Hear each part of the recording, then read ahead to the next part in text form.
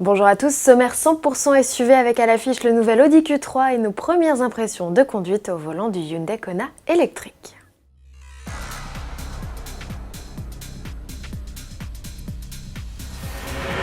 Avant cela, le groupe Fiat Chrysler est en deuil. Sergio Marchionne, son emblématique patron depuis 14 ans, est décédé. L'administrateur délégué du groupe automobile était âgé de 66 ans, si on lui doit le redressement spectaculaire du groupe Fiat, qu'il avait allié en 2014 à Chrysler. On lui dote aussi la petite mort de Lancia. Pour mener à bien sa stratégie, il avait préféré tout miser sur Alfa Romeo, Maserati et Ferrari, dont il était également le président. La rédaction d'Autoplus s'adresse à sa famille et ses collaborateurs. Ses plus sincères condoléances. C'est Mike Manley, ex-patron de Jeep, qui détient désormais les pleins pouvoirs. Le voilà, le nouvel Audi Q3. Le constructeur Osano vient de présenter la deuxième génération de son SUV compact. On le distingue au premier regard à sa calandre octogonale, signe distinctif des modèles de la gamme Q. Elle est agrémentée ici de 8 barres verticales. Les optiques sont plus aiguisées que par le passé et s'offrent une nouvelle signature lumineuse à LED. Globalement, il apparaît plus musclé grâce à ses lignes et ses ailes plus marquées. Élaboré sur une nouvelle plateforme, le nouveau venu est 10 cm plus long et profite d'un empattement allongé de près de 8 cm comparé à son aîné. Des dimensions accrues qui profitent notamment au confort des passagers arrière. Démonstration avec notre journaliste Agnès Lasbarère, déjà à bord du Q3.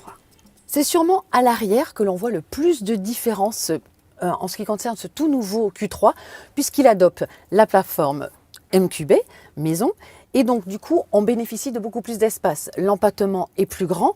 On est très correctement installé, les pieds se calent très bien, on a plus d'espace, on se sent vraiment bien à l'arrière.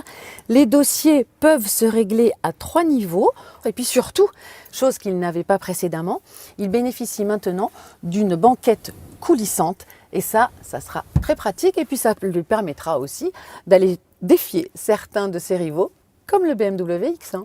La banquette coulissante sur 15 cm permet aussi de faire varier le volume de coffre. La capacité, l'un des points faibles de la génération précédente, devient l'un de ses atouts avec un espace de chargement compris entre 530 et 675 décimètres cubes. Au poste de pilotage, tout change aussi. Comparé au modèle de 2011, le Q3 gagne un combiné d'instruments numériques de 10 à 12,3 pouces selon le niveau de finition. L'écran multimédia au centre de la planche de bord est tactile. Il embarque de nouvelles fonctionnalités comme la commande vocale.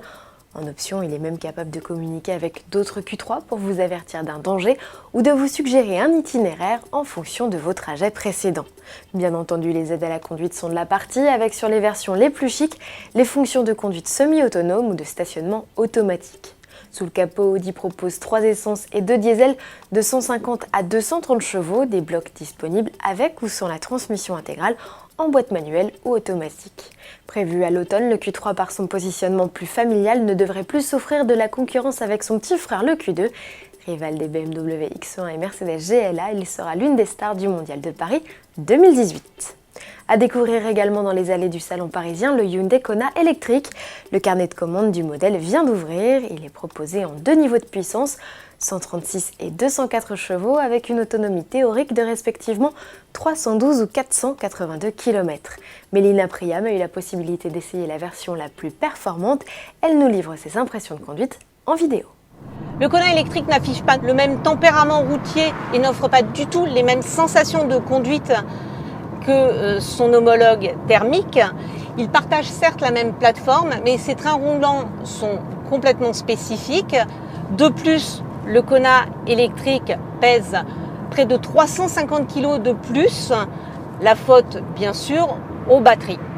Il n'est pas pâteau pour autant, simplement il n'aime pas être bousculé. Il privilégie plutôt le confort, la douceur de conduite que les performances. Bonus écologique de 6 000 € déduit, le Kona est facturé moins de 40 000 €, une somme encore conséquente pour un petit SUV, mais il est très bien équipé. Retrouvez l'intégralité de cette vidéo sur la page essai.autoplus.fr. On se retrouve dès demain avec en tête d'affiche la Mercedes Classe A berline. On vous réserve le Porsche Macan restylé pour la fin de semaine, mais si vous voulez tout savoir de lui, rendez-vous dès à présent sur autoplus.fr. À demain.